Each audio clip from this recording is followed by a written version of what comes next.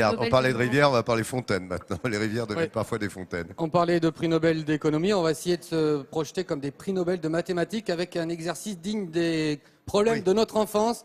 Oui. Un robinet qui coule dans une baignoire, La cette baignoire qui fuit. Voilà, quand est-ce que la baignoire est remplie ou vide? En combien de temps? On va voir un exemple grandeur nature de ces exemples. C'est un exemple unique au monde, je crois. Ouais, juste inventé pour nous embêter. En fait, pas du tout. Ça existe vraiment. Et ça se passe à Bélestat. C'est une fontaine qui surgit de la montagne, comme dans beaucoup d'endroits, me direz-vous. Mais là, vous allez voir qu'il s'y passe un phénomène extraordinaire à la belle saison. Regardez.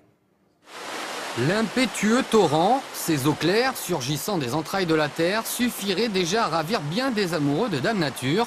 Mais ici, celle-ci se montre particulièrement espiègle. À intervalles réguliers, la résurgence cesse de régurgiter durant quelques minutes, autorisant la traversée entre émerveillement et perplexité.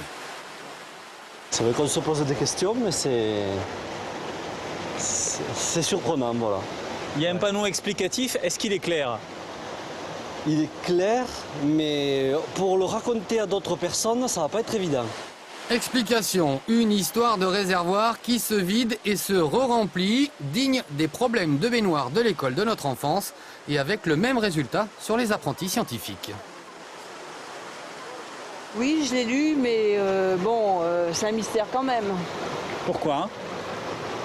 Cette différence de débit d'eau, ça m'impressionne, moi.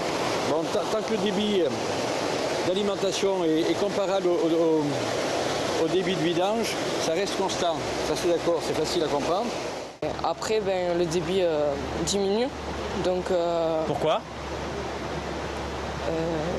Je sais pas.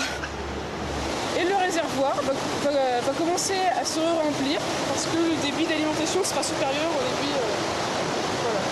Donc pour toi, c'est super clair? Oui, pour moi, c'est clair. Mystère, mystère, et ne comptez pas sur l'Office du tourisme pour vous aider. Ici, comme en Écosse avec les fantômes, on aime garder le mystère. Disons que c'est toujours pareil, une fois qu'on sait les choses, on ne revient pas. Donc le fait de ne pas savoir les choses, on revient parce qu'on est toujours curieux. Avec ou sans compréhension du phénomène, vous pouvez l'observer toute la belle saison lorsque les pluies ne sont pas trop abondantes. La durée complète d'un cycle est de 60 à 90 minutes.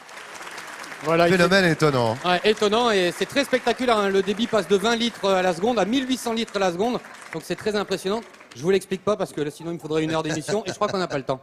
C'est bien parce qu'il donne des détails, tu sais, pour expliquer. Tout le monde fait. Alors j'ai compris. Pas vraiment. Donc allez-y et faites le compte vous-même.